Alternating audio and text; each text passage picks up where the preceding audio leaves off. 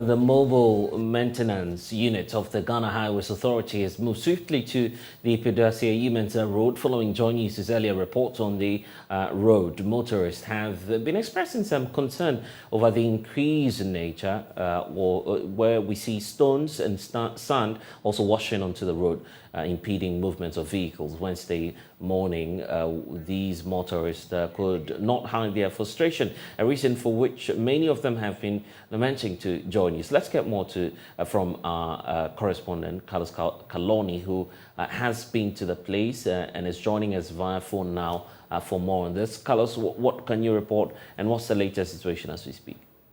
All right, Blessed. So I can say for a fact that after our earlier report, the mobile maintenance unit of the Ghana Highways Authority, they have moved on to site, and as we speak, they are clearing the debris from the road. I understand the MP and some officials from the eastern region are also currently heading towards the site to take a look at the situation. So that is what we can report currently. And what we see now on the screens are some of the, sediments, but just paint a picture for us as to how bad the situation is. All right, the situation is a very, very bad one because as of the time we got to the site in the morning, we saw rocks on the road. We also saw concrete blocks, which were also part of the debris on the road, as well as the drains. We realized that they were choked with the debris, and so water was actually gushing freely onto the stretch.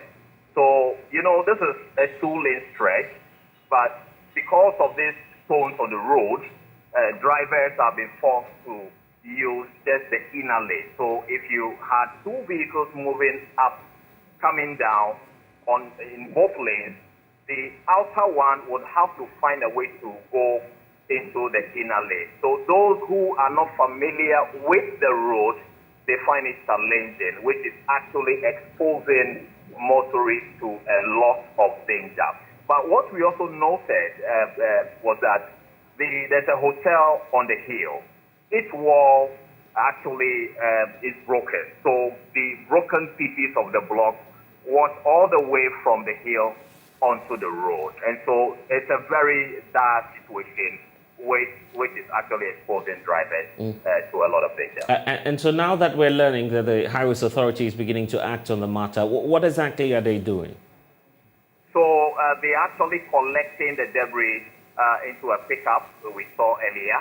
So when they collect, they take it to go and dump somewhere, and they come to collect another bag. So, but then I'm told that yesterday, similar situation happened where they collected all the stones and the sand mixed with water. They collected everything, but overnight, the situation has reoccurred again. So it means that we need a long-term solution to the problem. So we've been to the municipal assembly. Apparently, the MP rushed out to solve this situation, and so we just had a call with him, and he tells us that he's on his way to the site to speak with us. How about motorists and residents, those within the area? Yeah, so we've been speaking to some taxi drivers, and some of them have been telling us because of the situation, they cannot predict as and when there will be any stones on the road. So they usually would close their work or whatever it is that they do by 6, because in the dark, if you're not careful, you're going to run into these stones on the road. So 3 of these drivers in Ebri and its environs, they have been telling us that they actually close their work by 6 p.m. because they cannot really guarantee the safety of the road in the night. So, of course, it is really affecting economic activity, especially for drivers who ply the road. Okay, thank you, Carlos, for giving us some updates. We're joined on Zoom now by the Greater Accra Regional Director of the Ghana Highways Authority, Engineer Odai, who is here to help us understand what's happening up there. First of all, sir, thank you for joining us. Why are you taking this decision to do the swift response when many say that what you need is a long-term solution?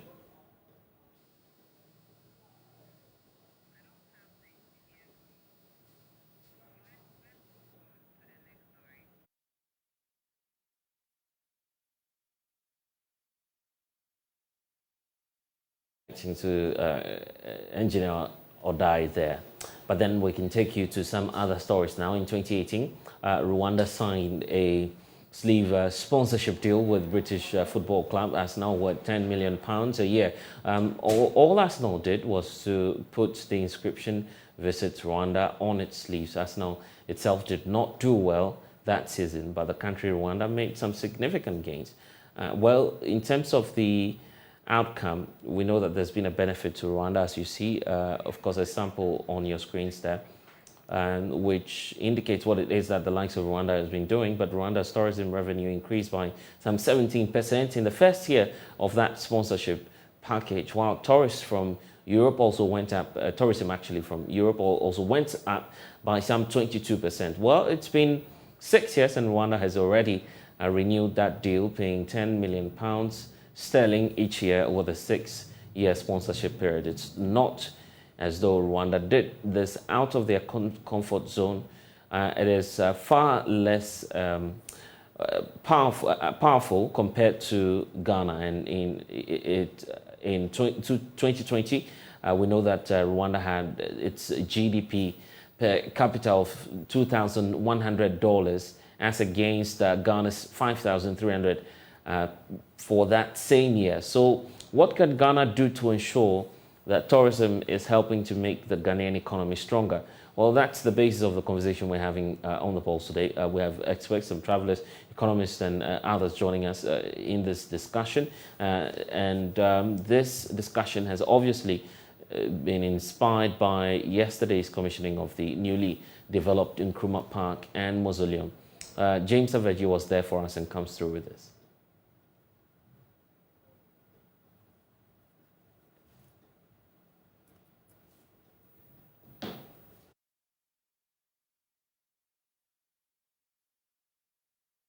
In 1992, the Kwame Nkrumah Memorial Park and Mausoleum was built and opened to the general public. The idea was to give a befitting laying place for the Prime Minister and the first President of the Republic of Ghana, Osagyefo Dr. Kwame Nkrumah. Since 1992, history tells us that this place has not seen any major renovation since it was constructed. In July 2022, the Tourism Minister, Dr. Mohammed Ibrahim Awal, cut sword here for the reconstruction and redevelopment of this place. That project was supposed to end or to be completed in April 2023. Today, July 4, 2023, the seat of government, the President Nana Addo Dankwa Akufo-Addo, members of the diplomatic corps, including diplomats from various countries across the African continent, have converged here to witness the commissioning of the redeveloped and rebuilt Kwame Nkrumah Memorial Park and Mausoleum. Before today, the deterioration of the Kwame Nkrumah Mausoleum was evident in the peeling paint, non-functioning water fountains, deplorable roads, dead lawns, and neglected surroundings. This left it in a state unbefitting of the status of the man the park was named after. The contrast between the decaying state of the mausoleum and the towering image of Nkrumah was a disheartening sight for both locals and visitors. The park, once marred by neglect and decay, now shines as a beacon of pride and remembrance. The government's renovation efforts have rejuvenated the site, breathing new life into the architecture, surroundings, and exhibits. Deputy Minister for Tourism at the time of the construction of the park, Professor Esi Sutherland, tells me the idea behind the museum. Well, we will find out if it's on course when we actually operationalize it. It's in the operationalization, it is in making sure that the guides are well trained, it is making sure that the place is maintained and so on. And it's really going to be a test of us as Ghanaians to try for, to maintain this facility and also to make sure that the people who work here are very, very certain of the reason why this place is here. It's not just a tourism site, it's an inspirational site. And as Ms. Kwame Nkrumah was saying, we are custodians of the soul of the Pan-African world, and we really need to continue to make sure that we keep that going. It's our responsibility, yes. After 30 years of no major renovations, the government cut sod in July 2022 for the redevelopment of the park. The park, after completion, now has a presidential library, Kwame Nkrumah History Library, a restaurant, a VIP lounge, including a facelift of the tomb.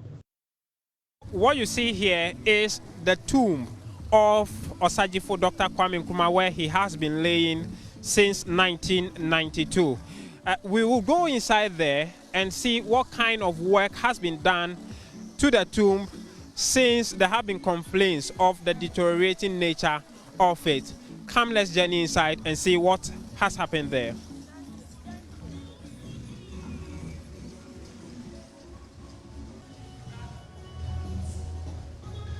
The place is barricaded with this rope-like structure, cordoning off people from having access to the inner perimeter of his tomb. Now, what is written on this is Osajifo Dr. Kwame Nkrumah, 1909 to 1972, first Prime Minister and President of the Republic of Ghana, a great Pan-Africanist. That is what the inscription embedded on the tomb of Osajifo Dr. Kwame Nkrumah, and this is where he has been laying since 1992, serving as the sacred place of his resting.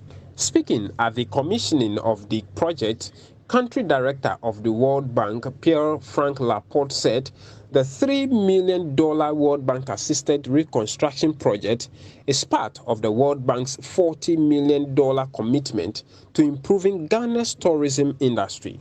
This $40 million five-year project has positioned the tourism and hospitality sectors as key drivers of social and economic development in Ghana. The project supports improved tourism products and services provision and upgrading skills in the labor force in the tourism, arts, and culture sector. The project has now disbursed $20 million in grants, and procurement is underway for disbursement of the additional $20 million over the next 12 months.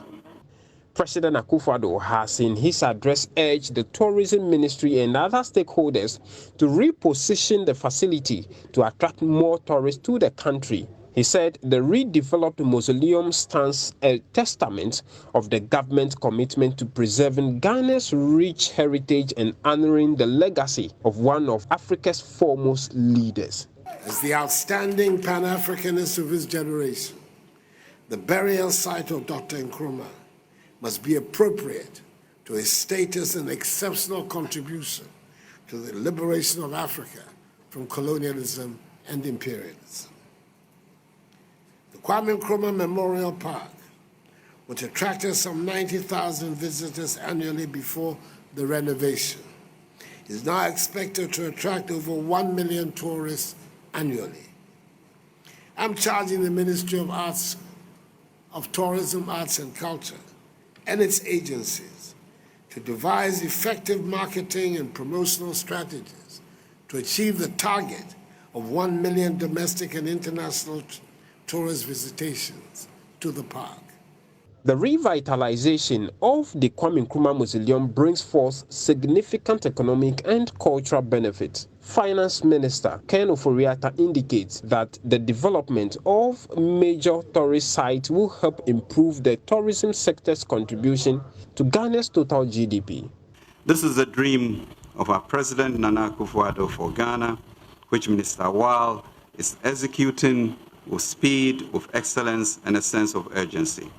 We at the Ministry of Finance will continue to be creative to find resources to achieve a 5 million tourist target, 10% of GDP, in the next 5 years. But can these targets be achieved? Professor Kobi Mensah is convener for Destination Legon Tourism Marketing Exhibition Project and a political marketing strategist.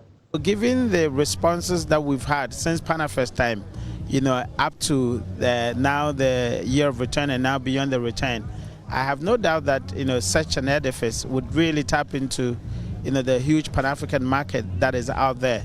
So certainly, although I don't have the figures to actually ascertain whether it's feasible, but I think that on a face value, absolutely feasible, because if you look at the crave of Pan-African market, the African diaspora, on the history of this continent and many other people, I think that certainly is possible. And again, if you look at the facility, it's a multi-purpose, which means that it could be used for so many other functions that could really bring in those revenues that they are looking at. But in the midst of the pomp and pageantry, the founding party of Dr. Kwame Nkrumah, the Convention People's Party, is raising some reservations about the project.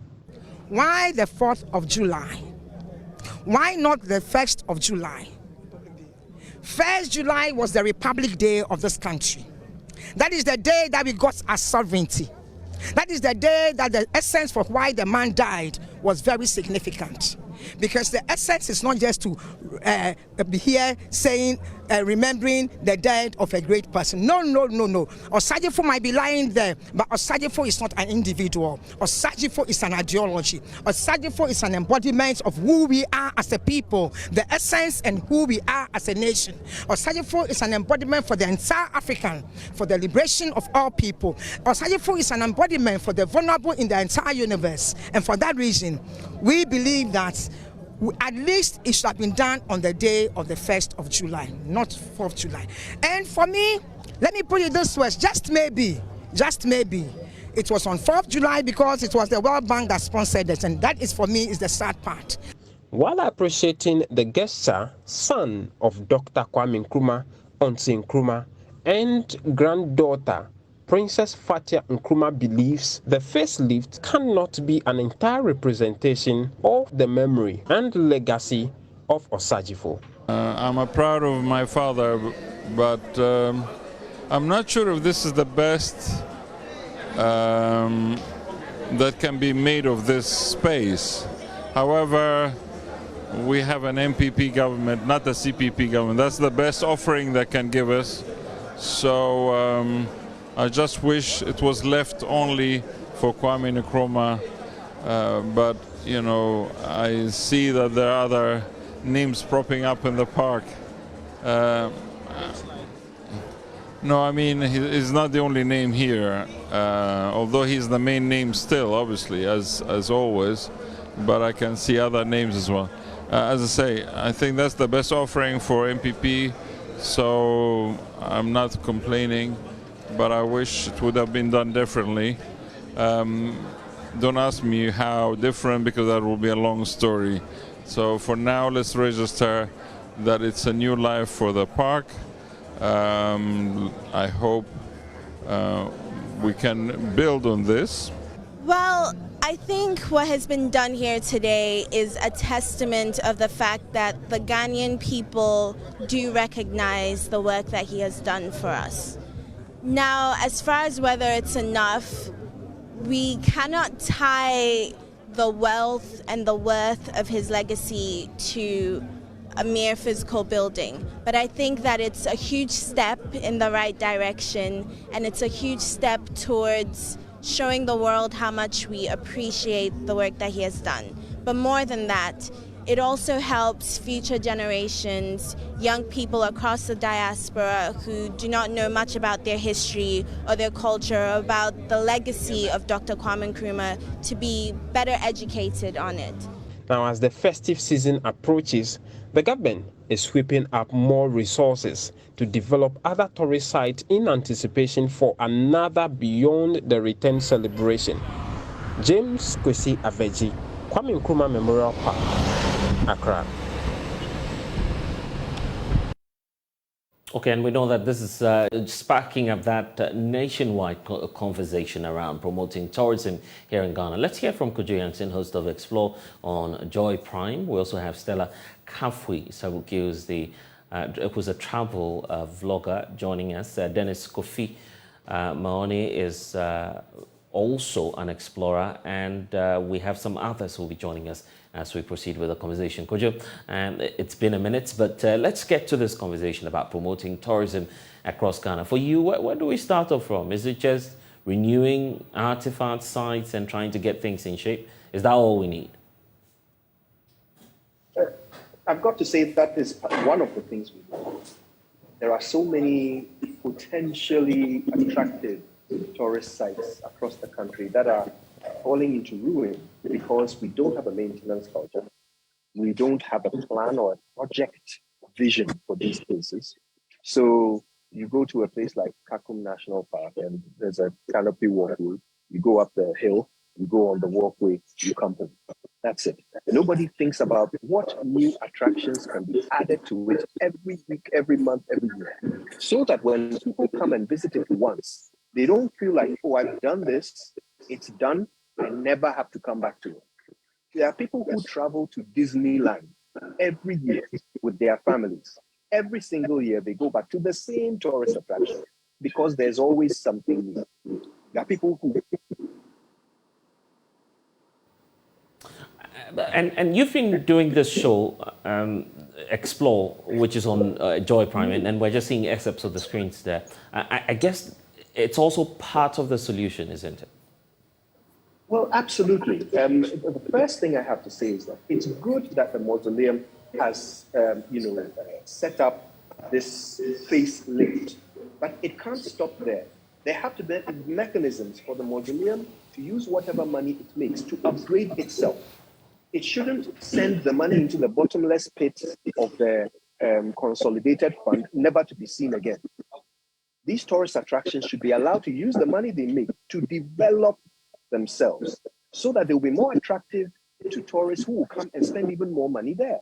That is the concept of tourism, that people will travel from where they live and come and spend their money where you are. And we have so many things to attract people to this country, but because we don't look after them already, look at the images from the facelifted Mausoleum. Look at the grass. It's already growing. Even for the launch, they couldn't cut the grass. So how much hope does that give you for how the maintenance of that facility is going to go? Right? So it doesn't fill anybody with hope when the government manages a tourist attraction. They don't have a good track record. When private people manage tourist attractions, they tend to do better. But the problem is that it's in their hands whether or not that attraction will be opened, whether it will be closed, whether it will remain forever. It's in private hands, and you don't want that, especially with places that speak to our history, places that have symbolism. You really want to have some kind of continuity. But our governments successively have had a very poor record of maintaining these places. There is a fort in the Western region, in Princess Town. This fort is managed by the Ghana Museums and Monuments Authority. Now, they run a hotel in that fort. A night at that hotel costs 20 Ghana cedis, right? 20 Ghana cedis. Now, I visited them in August, and I asked the caretaker how many guests they had had the whole year. He said the whole year they had had 6 guests. That's 120 Ghana cedis, total revenue for a hotel. How much is the caretaker's salary? So as you can imagine, that hotel will see no development. Their bed sheets were made from flower stalks. I kid you not. They had mosquito nets and things like that. It is the worst hotel I've ever seen. And it's managed by the government of Ghana. And they pay people a salary to run it. So we don't invest in tourism in this country. We don't have project plans to maintain them going into the future. But somehow we expect them to miraculously make money. It doesn't work that way. Okay, I'll be getting your thoughts on the opportunities that we don't seem to be focusing on as you crisscross this country. I'm sure that you've been identifying some areas that we could take advantage of. But let's hear from Stella as well, who's also joining this conversation. And for you, Stella, do you feel it's just about, trying to get these reforms, or even Ghanaians themselves have a role to play? We do have a role to play, ways we can help tourism is to people like us. I'm Stella Sabuki, a content creator and a YouTube vlogger. I create content to promote the country. Yet, even though we do much to promote the country, we are not on the call when there is a program like this. So how are we to show other people that, oh, this is what is happening in Ghana, this is what to expect? So sometimes we are being left on the other side. We are not being appreciated with the work we do promoting Ghana. Now everybody goes on the internet to search for places to visit in Ghana, and we are the face of the places that would show, people, nice places to see and all the tourist areas to visit in Ghana. Yeah. Okay, but you mean to say that beyond what you do, individuals, those who just love to explore do not have a role in this? Oh, we do. What we do is we hope that the government will put in more efforts in terms of these places. Now, this is how it looks now. Would it be maintained in the next few months? When you go there, is it going to look like this? So we hope that if all these tourist places are being inaugurated like this, they'll put in more efforts to maintain the place, to also make the place attractive for people to visit. As he said earlier on, we can set up even like a restaurant, places to sit, where you can enjoy your time while visiting these tourist areas, and like just coming to see the place and knowing the history, and it remains like that. Something recreational. So when you bring your kids, to be able to allow them to play whilst you also learn the history of Ghana and all that. Yes. Okay, let's hear from Dennis. Dennis, for you, where do we start off from? Thank you. I would first of all want to take some question.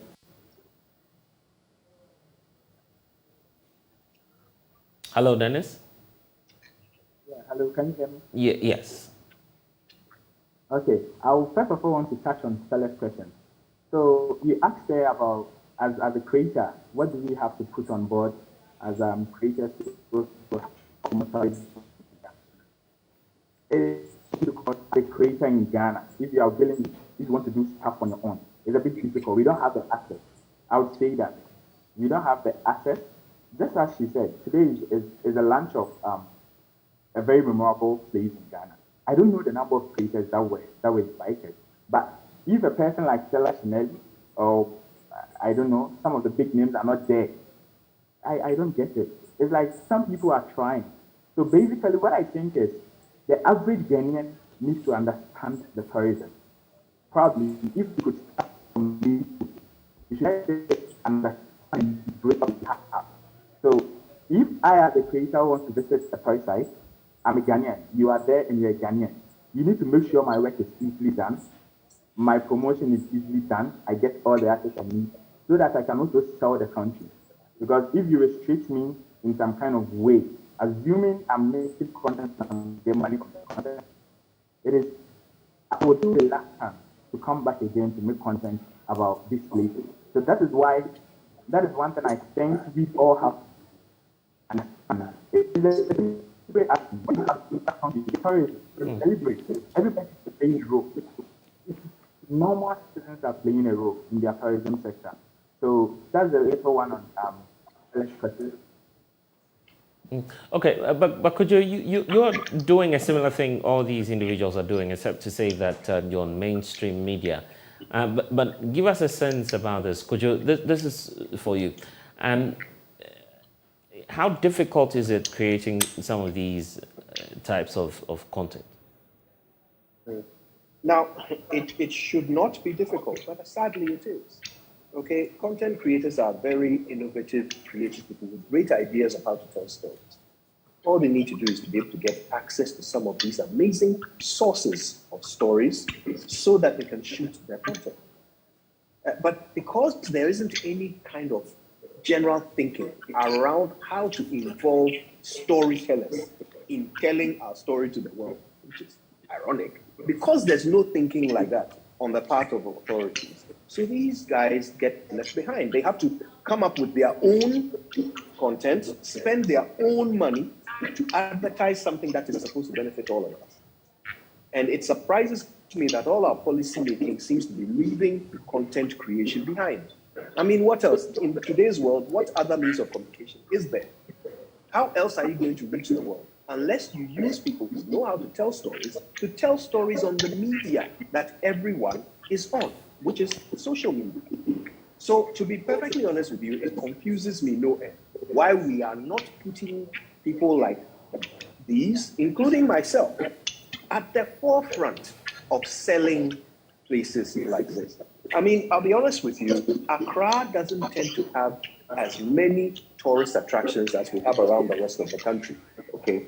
The Mausoleum might be one of the very few places in Accra that can draw tourists in the way that some of the other big places can. So I would have thought that from the very beginning, the priority would be how to get the images out there, how to get the story out there, how to provide, you see, all you have to do is provide the environment, provide the access for young people, innovative people like this, and they'll tell your story for you. You don't have to tell them what to say, just give them the access. That's all. Today, wherever we travel, we have to pay for our own tour guides. We have to pay gate fees and entry fees to go into these places to create content. Now why? Is that to suggest that something should be done from the position of, for instance, the tourism authority to support these kinds of initiatives? Absolutely. The tourism authority needs to see it as an opportunity, a sitting duck, an opportunity to just bring into the fold people who know how to tell stories. And they'll do the work for you. They don't have to spend a fortune. They don't have to. But you see, the problem here is that procurement is our biggest enemy. So government wants to do everything themselves. They want to say that we spent the money ourselves. We put in a budget for $10 million to advertise this place. And we gave that money to this company. We chose the company. We gave the money to him and he advertised us. That's what they want to say. They don't actually want to solve the problem. They just want to get money in the name of solving the problem. So once they do that, they don't actually spend the money where it should be, or just bring in the people who can actually deliver. They just want to do procurement. So it is no surprise that creators get left behind. But if somebody wants to really solve the problem, if somebody wants to actually bring tourists to Ghana, if somebody wants to actually boost tourism, they must know that they cannot do it without content creators. Okay, and Kojo, the way forward is what we are all looking for. If we're to correct, I mean, these pointers that you're bringing up, how do we go about it to achieve the optimum result? It's quite simple if you ask me. Government should simply think about enabling and leave the rest. Government doesn't have to go and find money to come and invest in tourism. No, it's not necessary. Just enable those who can manage tourist attractions, enable those who can tell stories about them, fix the roads, provide electricity, the things governments are supposed to do. Do those and leave the ecosystem to make its own money. Look, that's how it works. If there is a tourist attraction, business will grow around it. People will go and print t-shirts. People will come and build hotels. People will set up restaurants. People will come and do business around that tourist attraction and make money for their families. The community will make money. People will travel from somewhere, come and spend their money in the community near the tourist attraction. Just let the attraction be accessible, keep it well maintained, keep it innovative and creative. Let there be new attractions, new things there for people to come and experience, and allow those who can tell your story to get access to it and tell the story for you. Pay them well. That's it. As a government, you don't have to do anything beyond that. You don't have to invest in infrastructure and building skyscrapers. No. Just let the things that we naturally have that will attract tourists, let them function.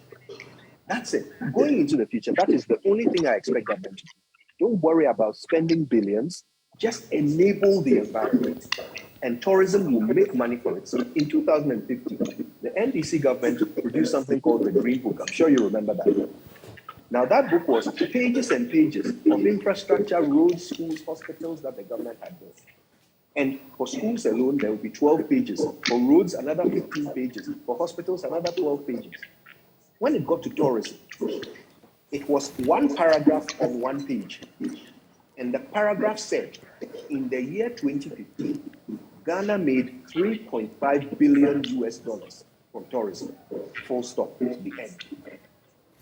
There wasn't a picture of a single road or a single building or a single piece of infrastructure or investment from government. Yet the tourism sector had made $3.5 billion. That's how dynamic tourism is. It is more lucrative than gold, cocoa, agriculture, all of it put together. But you just have to enable the environment, and it will make money. Okay, Kocho, apologies. We have to interrupt this conversation, but thank you for joining us. Well, guys, we're unable to continue the conversation now because we have a bit of an update on a developing story that we need to bring to you here on the Joy News channel. We're taking you now to Parliament, where the debate is underway about the controversial LGBT or anti-LGBT or gay bill is underway. Rockson-Nelson Dafeamekpor on the floor of the House. Let's listen. When you travel, you are taken out of the line and checked for nearly an hour or two. You can't even change currencies.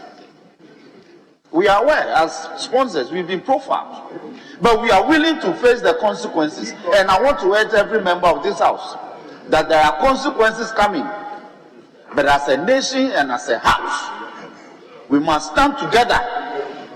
Mr. Speaker, we are not alone as a nation in this. Uganda, our sister nation, has trodden this path, and we will follow them. Mr. Speaker, the point we are making is that, like petty crimes, like normal crimes in society, we can't stop it, but we will check it. We will check this lifestyle from spreading. Mr. Speaker, on this note, I thank you for the opportunity, and I want to thank especially a lot of stakeholders have been thanked, but Mrs. Fuamoni and my lecturer in law, Dr. Ayini, the committee, but he found time at his own expense and help the committee to deliberate on the bill. So, Mr. Speaker, we thank them. And again, we are calling upon them to help us at the consideration stage so that this bill will stand the test of time. Thank you very much. Thank you very much. The last person I'll call before leadership is Honorable Dambotri. Thank you, Mr. Speaker. Mr. Speaker, this is a very important bill.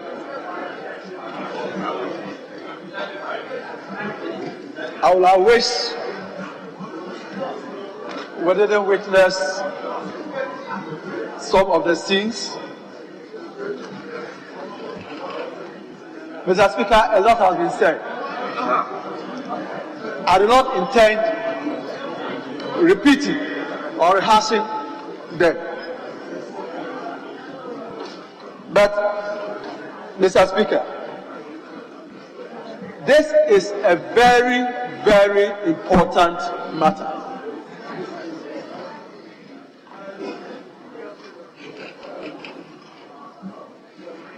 Mr. Speaker,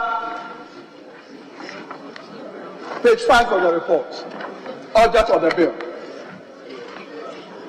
The object of the bill is as contained in the memorandum accompanying the bill is to provide for proper human sexual rights and Ghanaian family values, proscribe LGBTQ plus and related activities, proscribe propaganda of advocacy for or promotion of, and they have a long thing, LGBTQ, IAPP, and all that. Mr. Speaker, it's important we focus on this matter. A lot has been said. We have quoted from the Holy Bible, we have quoted from the Holy Quran, we have laid emphasis on our cultural, our moral values as a nation. Very well articulated by honorable members. But, Mr. Speaker, I want us to draw attention to this. All that has been said is known. It's been in the Bible all these years. It's been in the Holy Quran all these years. Our moral values are known. But why are we now expecting to expand what is in our laws and then bring such an important bill and pass it to law? Why? It is because of the promotion and advocacy of those who believe in this madness. That is the issue. That, for me, is the issue, Mr. Speaker. The issue is not repeating that homosexual is madness. It is total madness. The issue is not, it's against our culture. It's important. Let's repeat it. Let's remind our people. I agree 100%. But I'm saying that the danger is the promotion and the starting one. That is why in this report, the committee did very well to talk about what is happening in Hungary. Right, Honourable Speaker. Paragraph 77.2. They say that Hungary anti-LGBTQ legislation is targeted at children, even if they say below 18 years. Yeah. Adults are allowed to engage in same-sex marriage. But they say this, the key elements in the Hungary legislation are the prohibition of all forms of advertising, publication, and public education, which purpose to propagate or portray divergence from self-identity corresponding to sex at birth. Right, Honourable Speaker, honourable members. For me, this is the danger, because you may have a teacher in your child's school who may sadly be promoting this. Don't say he, don't say she, don't say this, and sadly they'll be doing that. One of our shops who will be using all these gay colors, and so you have a baby, you are going to buy a diaper, and there's a color on it. These are the subtle, dangerous things that beyond passing this bill, what we do as a nation. I was so happy when Right Honourable Speaker asked the question that if there's anybody against this bill, he should speak. And for the first time, all 135 members of Parliament, of Ghana's Parliament, we are supporting this bill. And that is wrong. But let's go even beyond the passage of this bill. Because others have described this as madness. I will add that it's a satanic force. And let's not underestimate this satanic force. They will come to us and participate in so many ways. And for me, therefore, the bill is passed. I mean, it's law. And we are passing it. I was advocating that we should really spend 30 minutes and let it be said that when this thing came to Parliament of Ghana, within 30 minutes, we agreed and passed it. That's what we should have done. But I can understand people who all want to contribute, so we are taking some time to contribute. But I'm saying that beyond this, again, I'm referring to page 16 of the report. In quoting what happened in Hungary, under the legislation, parents have the sole right and responsibility for the emotional, physical, and spiritual development of the child. And it is so important to continue on this path, especially the propagation. Somebody can be on a radio station and he can pass a certain comment. He may not blatantly be promoting LGBTQ, but they will find a way of still trying to indoctrinate the society, especially our children. I am saying that we may not be able to capture everything maybe in the bill, but there should be a conscious effort on the part of society. Let us not just celebrate the passage of this bill into law, but beyond that, there should be eternal vigilance, because, Mr. Speaker, it goes against everything of our society. And we should exercise eternal vigilance to make sure that all that we have said, this bill is passed into law. It will be done, or it is done. But beyond that, let us exercise eternal vigilance. Thank you, Mr. Speaker. Thank you very, very much. Honorable former Majority Leader, I'm watching my time. I'm giving you 2 minutes. Please, let's hear you.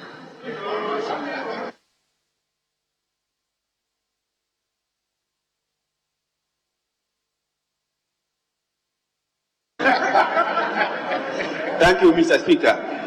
Mr. Speaker, I have just 2 concerns or observations to make, and it's going to be different from the arguments that we have canvassed this afternoon or evening.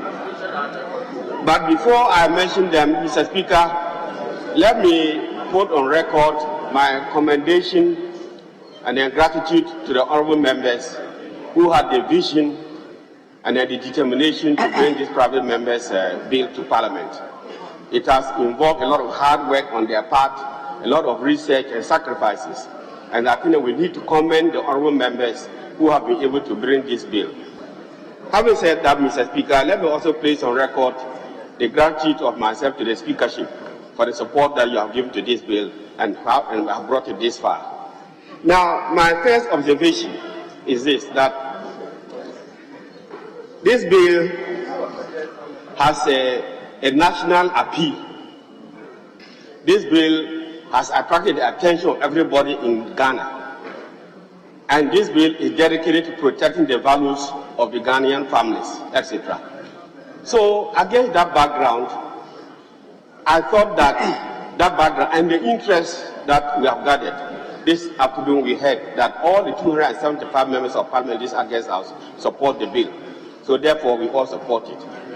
Against this background, I thought that it would have been very useful for the government, the President, to adopt the bill, to link up with the honourable members who are bringing this private members' bill, have regard to the challenges associated with private members' bills, which I will show shortly, and then to have adopted this bill with the consent of these honourable members. If they had done so, then the perception by some people that, oh, the President or the government of the day is not interested in this bill and the rest of them would have been matters of the past. It wouldn't have arisen at all. But we haven't done that. And Mr. Speaker, I'm saying so more so against the backdrop of the Attorney General's advice we wrote to the committee in October last year. The Attorney General's advice or document is dated 19th October 2022 that he wrote to this August House. And then at page 17, in his conclusion, page 17, item 2, he said, the bill is a private member's bill, subject to Article 108 of the Constitution. A private member's bill should not, for purposes of Article 108 of the Constitution, have any financial implications on government. However, the bill is indicative of financial implications, unquote. That this bill is indicative of financial implications. This is what he said. Against this background, Mr. Speaker, if we do not resolve it and we pass it into law, then the technicalities, the legal implications will come to play.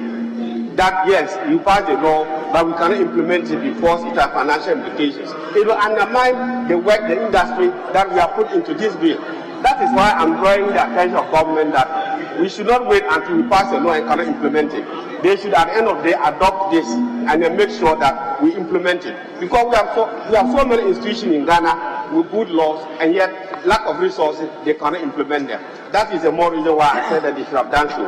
Mr. Speaker, I'm saying so more so.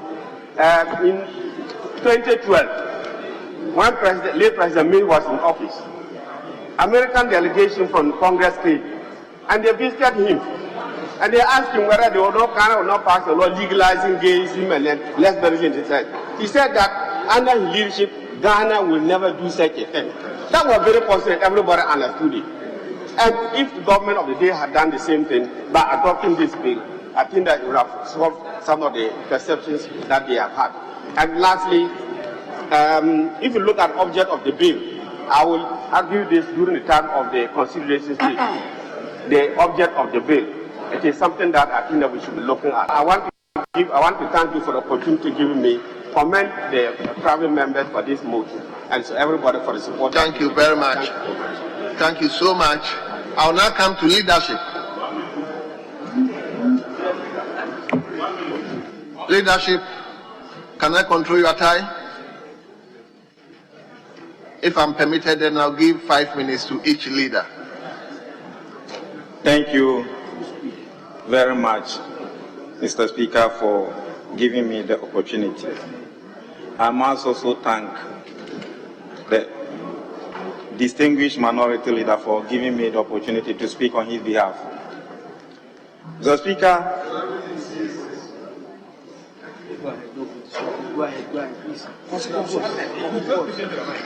Mr. Speaker, I was a bit sad.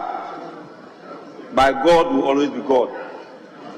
What just happened here is what is happening outside the chamber.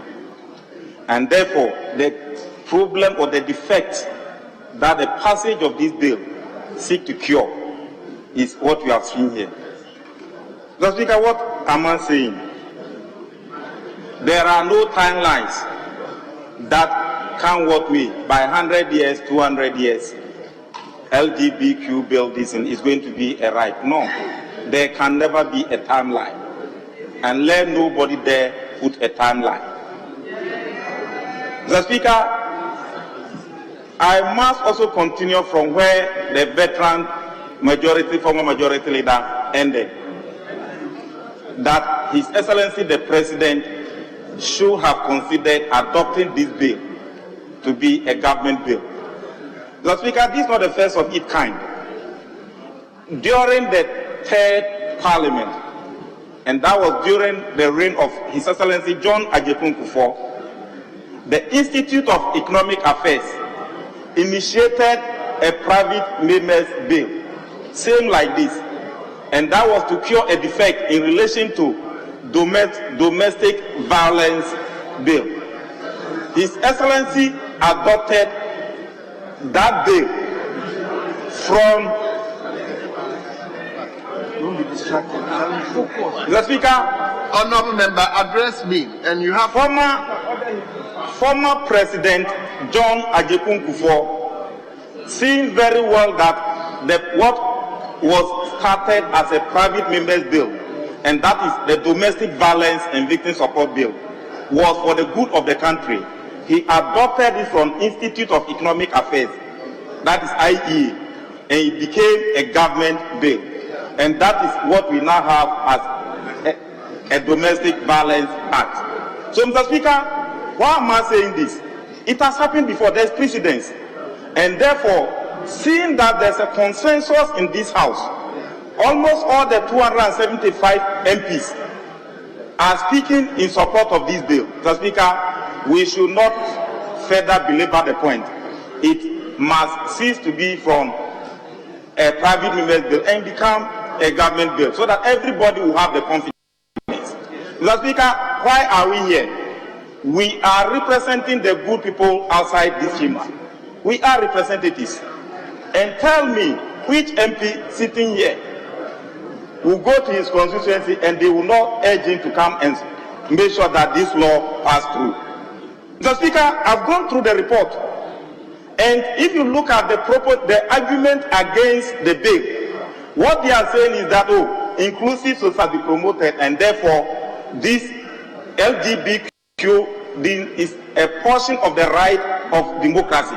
Mr. Speaker, if when we were passing the 1992 constitution in this country, when Ghana went into a referendum, the Ghanaian public were told that we were going to practice constitutional rule and that LGBTQ was going to be part of the rights, Mr. Speaker, I bet you this constitution wouldn't have seen the light of the day. This is not what we told them. We told them we were coming to protect their values and rights and all those things. We were coming to make sure that the rights of the weaker ones were protected, but not to accept LGBTQ. Listen, Mr. Speaker, even here, when somebody is being mentioned that you can see what will happen here. Nobody wants to associate with it.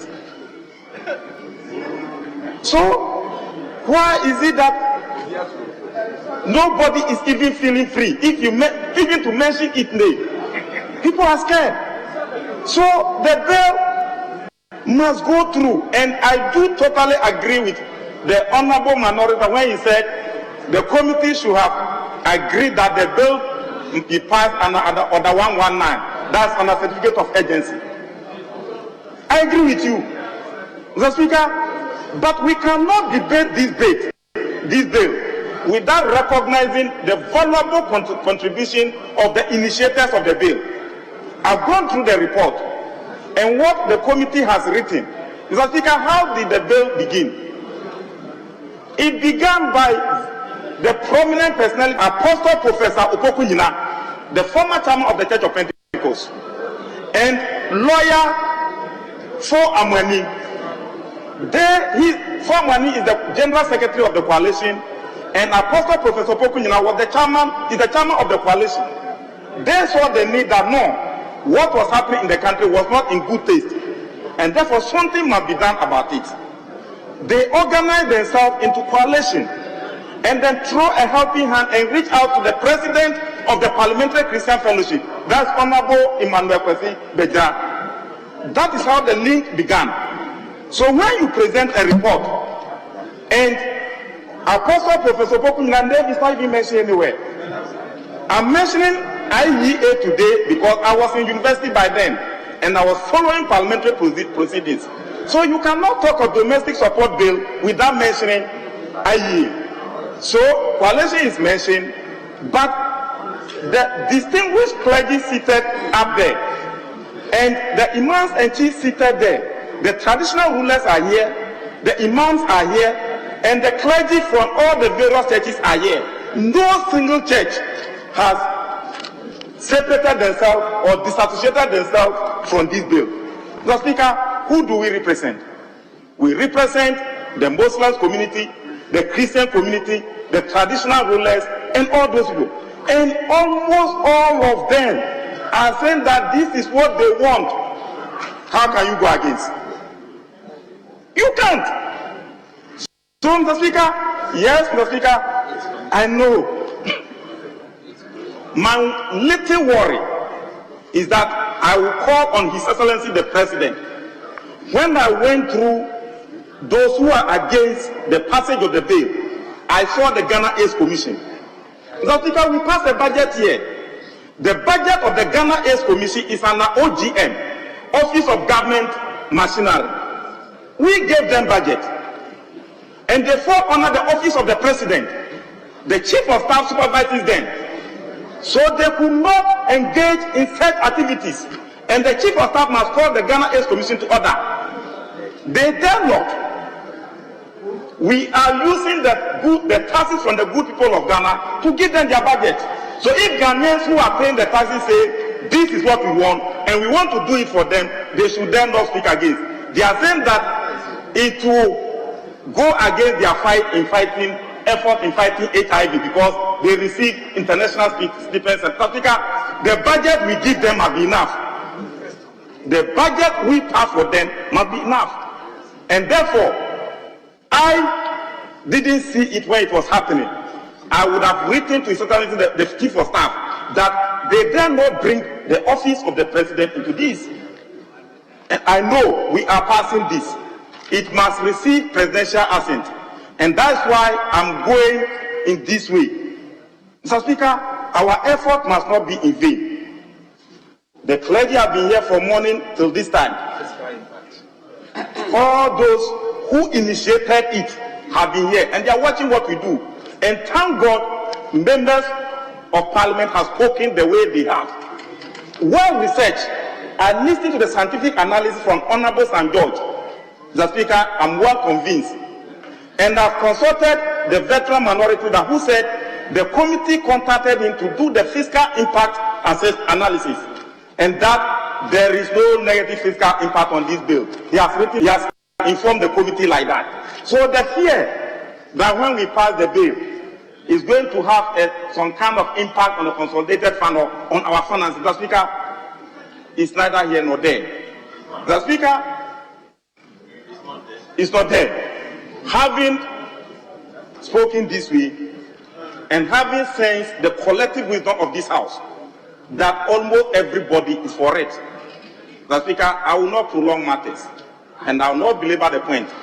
But I know the President of the Parliamentary Christian Fellowship, Honorable Emmanuel Kwesi Begra, who connected Parliament to the coalition in giving birth to this, will be given the opportunity, because the names are not written here, to mention the individual names and thank them for their effort.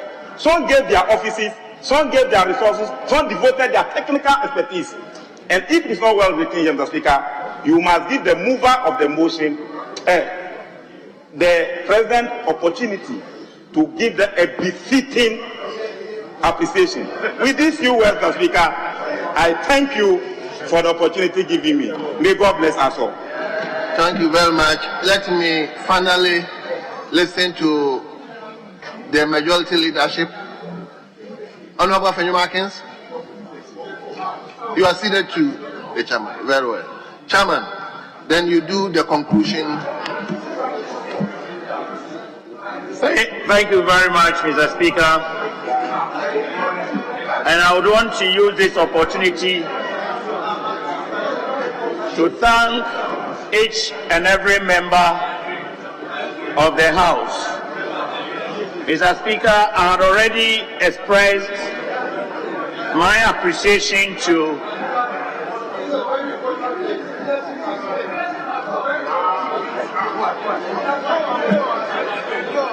I have already... Honorable, hold on. Is this the first time that a leader is ceding his... It doesn't matter. You do not determine what is important. Honorable leadership leader, honorable leader of committee leader, let's hear you. Thank you, Mr. Speaker.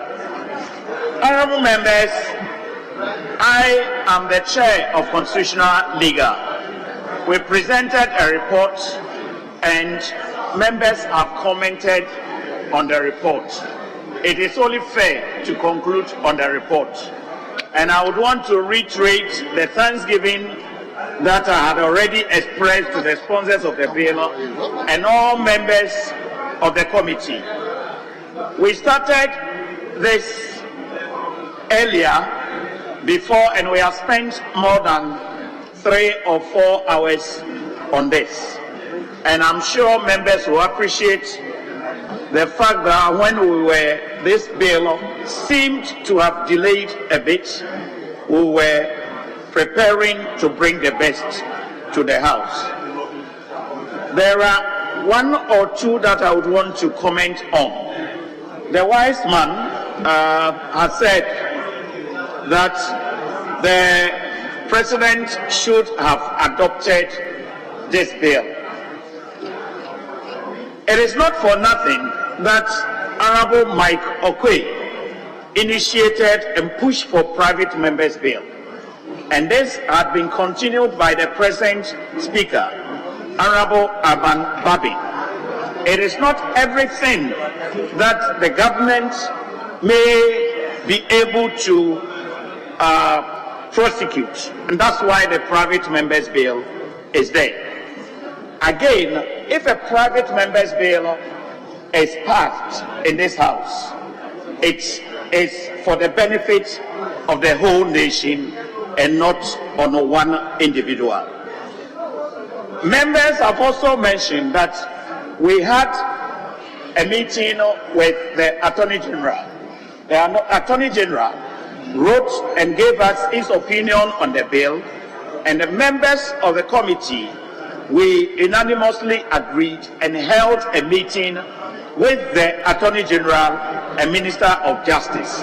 He came and advised the committee that there was nothing wrong against what we have agreed upon, and it was constitutional, and that this bill could go ahead.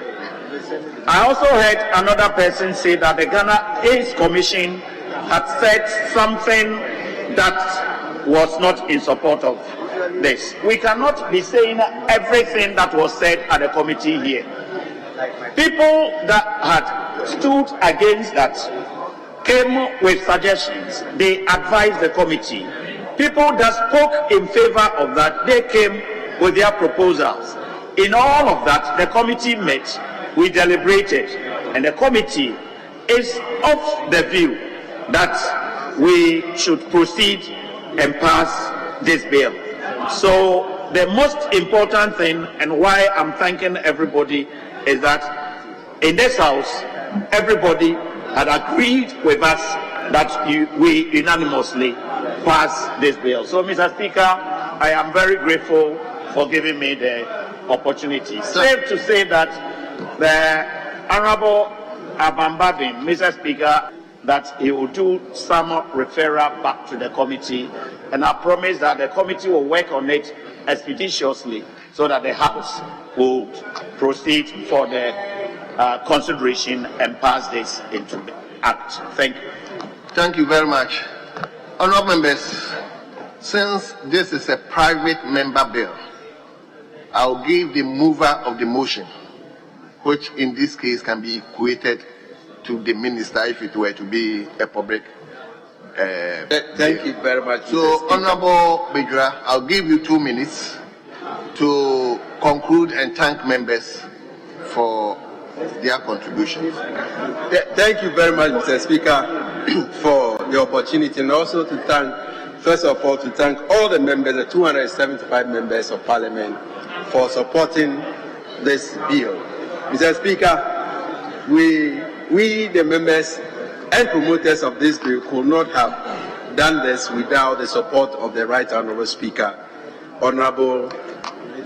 Right Honourable Sumana Alban Kingsford Babin, and the 2 deputy speakers who supported. In fact, the Right Honourable Speaker has gone through a lot because of this bill. His pronouncement, both within and outside the country, has endangered some debates outside the country, and we want to thank him sincerely for having courage to speak for this bill. We also want to thank, Mr. Speaker, the coalition for proper human sexual rights and Ghanaian family value. That comprises of, Mr. Speaker, civil society organizations and Christian and para-Christian bodies, religious including Pentecostal Council, Charismatic Council, the Coalition of Muslim Organization, the Chief Imam's Office, the Catholic Bishops' Conference, Advocates for Christ, the National House of Chiefs, and all opinion leaders who have supported us in this venture. Mr. Speaker, let me also mention the former Speaker of Parliament, Reverend Michael Quay, who allowed us initially to make statements regarding the menace of LGBTQI in this country. Having said that, Mr. Speaker, I want to thank everybody. Today I was expecting at least 2 or 3 people from this House to say that they did not support the bill. But it has come to pass that everybody, the 275, including the Speaker who is presiding today, supporting this bill, because he's been asking me that today you wanted to contribute, but unfortunately you are sitting there so you cannot contribute. Mr. Speaker, finally, because I was not able to contribute, I brought 2 materials. They are all science books. In fact, one is Black Star Series, Integrated Science for Senior High Schools on Biology. Then I have Oxford, Cambridge, IGCSE O-Level Complete Biology. Mr. Speaker, this is, and the authors are Ron Pickering, David Hantidale, and Matamath for the Oxford, Cambridge, IGCSE. And for the Black Star Series, I have Isaac Gallon, Jojo Moses Egan, Kweku Braku Dakwa, Joseph Owusu Setre, and Rafino Zugle. Mr. Speaker, in this book, it is all about biology, and it's about natural sequences. There is no artificial, there is no unnatural sequences in this book. All they are saying is that there is a chromosome, and in that chromosome, you have X and Y for male, X and X for female. That makes you a natural human being. You are either a female or you are a male. There is no middle way. Thank you all for giving. Thank you very much, and let him thank all of you. Honorable members, as I said, we would like to employ members that at least for this particular bill, we move together.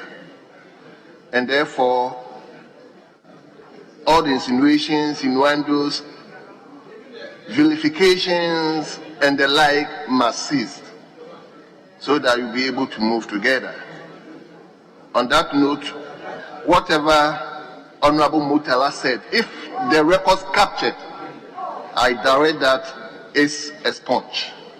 In a similar way, whatever Honorable Osla Owusu said, if it was also captured on our records, I direct that those records are a sponge.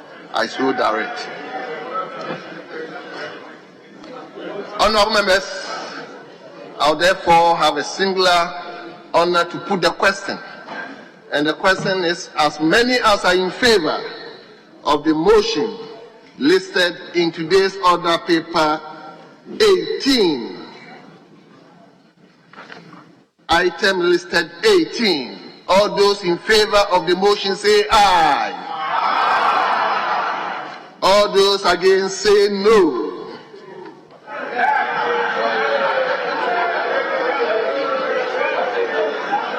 Honorable members, it is obvious the ayes have it.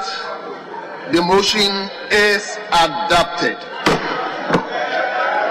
An act to provide for proper human sexual rights and Ghanaian family values, proscribe LGBTQ+ and related activities, proscribe propaganda of advocacy for or promotion of LGBTQIAAP+ and related activities, provide for the protection of and support for children, persons who are victims or accused of LGBTQIAAP+ and related activities, and other persons and related matters.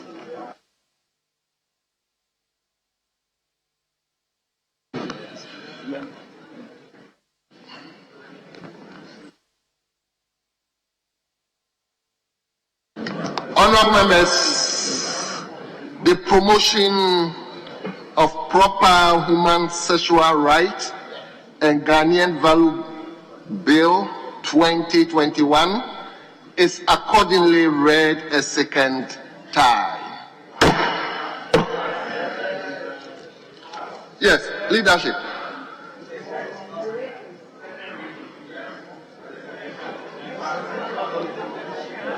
Let's proceed to consideration. Yes, leadership. Mr. Speaker, the Minister of Health has been with us since morning. The Minister of Health has been with us since morning. So, if you'll be pleased, we move to item 6.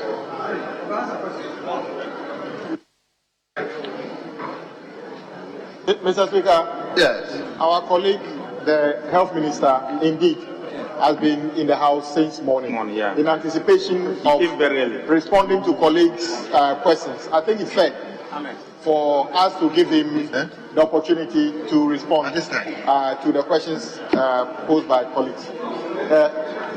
Yes, maybe, Mr. Speaker, you can limit the questions to the questioners. Yeah, the question to the questioners, and then it depends. If it's maybe only one supplementary question.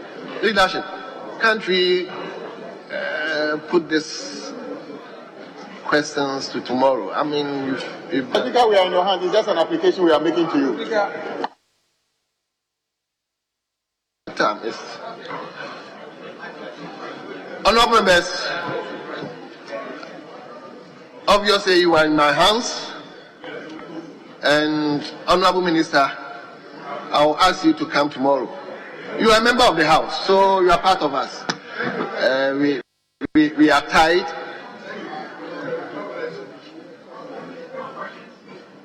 On that note,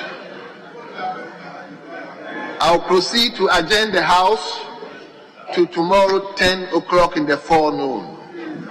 Tomorrow 10 o'clock in the forenoon. But let me thank all of you for your cooperation. The House stands adjourned. Also, it's now confirmed that the anti-LGBTQ plus bill has been read for the second time. The committee's report adopted. We'll wait to see what the ensuing matters will be. You're watching us here on The Pulse on the Joy News channel. We'll be right back. And thanks for staying with us here on The Pulse. There's a need for us to talk about what's happening in Europe because riots appear to be calming in France after 5 days of violent protests in response to the shooting of a teenage person during a police traffic stop. And President Macron has also signaled that a bill will be in place to help rebuild the damaged infrastructure, but also asked the Interior Ministry to keep a massive police presence on the streets. Joining us for more on this conversation is DW correspondent Thomas Sparrow, who's coming through with a lot of updates on this. Thomas, let's start off with the tensions that seem to be easing on the streets, but have the underlying problems that led to this protest in the first place been dealt with? What do we do?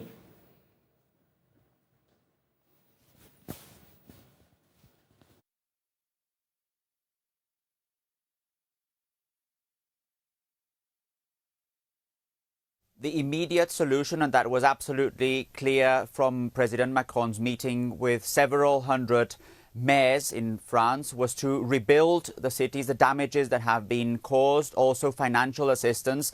But there are certainly underlying problems that will take longer to address, longer to resolve. We're talking here about police action. Some describe it as police brutality. We're talking here about the treatment also of racial minorities in France. And it is clear, we've been hearing that also from French officials, that those are issues that will not be resolved as quickly as calming the situation down in the streets of France or rebuilding the damaged parts of several cities. That's why there are some newspapers, media outlets here talking already of rebuilding a broken France. Maybe that's a little bit of an exaggeration according to some experts and analysts, but still it does reveal that the problems in France, the underlying problems that have led to these protests, are very important, are very sensitive, and they will probably take a long time to be repaired fully. And we know that because of the situation, President Emmanuel Macron cancelled a planned state visit to Germany. When will this visit take place, and how important is this for the relations that France has with Germany?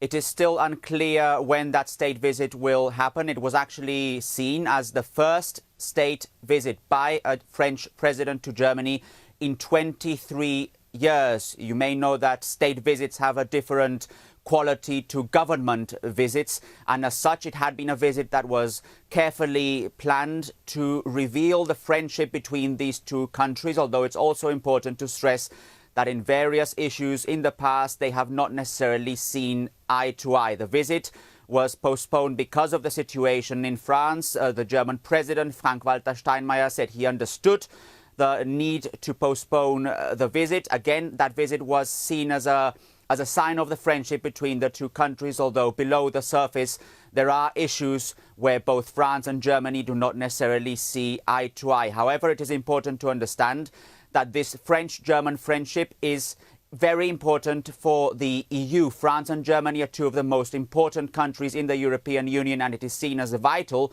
for these two countries to have a strong partnership if the EU is to move forward. So it is still unclear when this state visit will happen. It has only been postponed and not cancelled.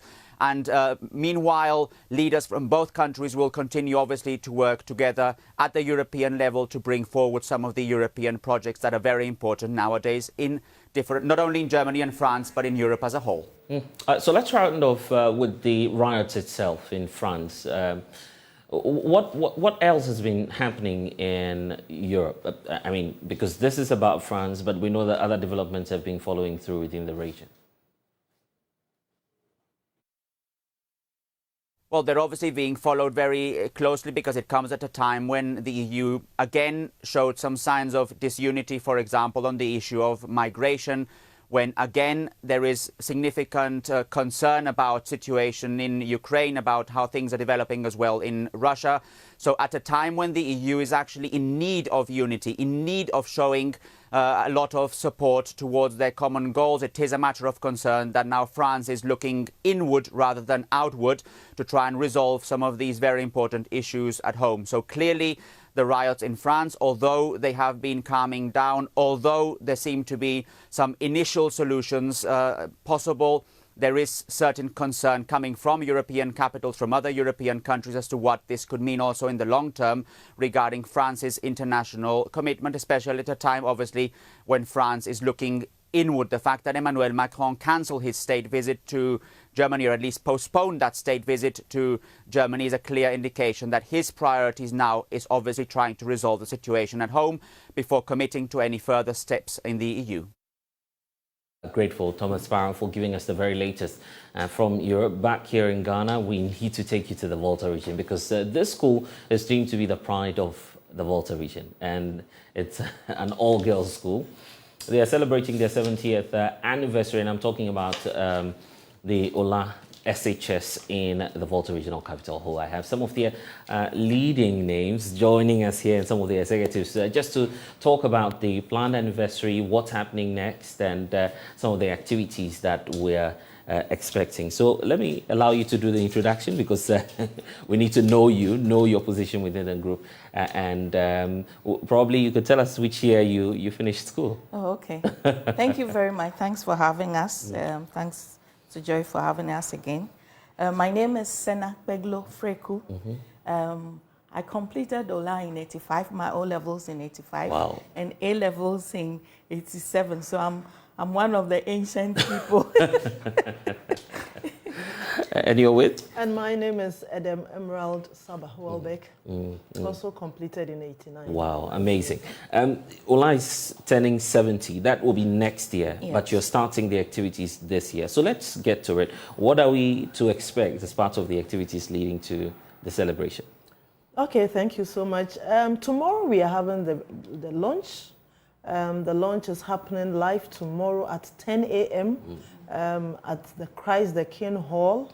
At 10 a.m. we are bringing Ho down to Accra. Wow. And it will be a day of a very joyous moment where we bring together all old, ancient and modern folks together with the school, the young ladies in school now, as teachers, management, board, everybody would be at Christ the King Hall for the greatest launch, which will take place tomorrow. Right after the launch, we have a lineup of activities that would also be taking place as part of leading to the climax. Right. So in September, we have what we call the potluck, a day where we network together with Bobus, the Bishop Herman Old Boys. And so just having fun, networking. And so we have that in September. In November, we will have a dinner and awards night. And then in December, we will have a Remembrance Day, remembering all our past ladies. We also have donations, okay, which will be going on concurrently in Accra and in Ho. And the climax would be from the 31st of January to the 4th of February 2024. I'll be asking about the theme and why you're celebrating 70 years this time around. But Dr. Sena, for those who do not know about Ola Senior High School, what comes to mind and what's unique about the Ola story? Okay. So Ola is the star of the Volta region. And when you are looking for a girls' school that is of quality and its products impact positively on the society, Ola will come to mind. It started as a very small unit, It was a convent school that was moved to Ho in 1954. Started with a very small number of students, 34. And now they are busting over the seams, and they have around 3,500 plus students. That's a lot. Yes. So it means it's a school that has grown increasingly and has appealed to people. Many parents want their children to be enrolled in the school because of the kind of training that is going on. There is the school is noted for discipline, moral values, character training, character building the character, and encouraging personal growth for the younger for the students. So it's a school that appeals to a lot of people. And in fact, you're a testament of why we should be celebrating the school. Personally, is there any connection, something you recall back in school that has left you with a lesson that many, I mean, more people would come to Ola and learn about? So earlier interviews, I said that it's a school that really shapes you, no matter how stubborn you are. If you enter the school in the first few weeks, you learned about the stubbornness will be driven out of you. You learned about time management, good grooming, how to take care of yourself, how to live with other girls and so on, and how to grow within people so that you become a better person in the society when you come out. So we call it a boot camp. It's a great place for training young females, especially. And 70 looks exciting. So let's talk about the theme as we wrap up and what to expect. Is there any message to the Poga out there? What message do you have for them? Okay, so for the team, we want to just recollect our past 70 years. We've gone through various phases of the school, schooled under various headmistresses, and all of them have given us their perspective of discipline. And we're chasing your answer.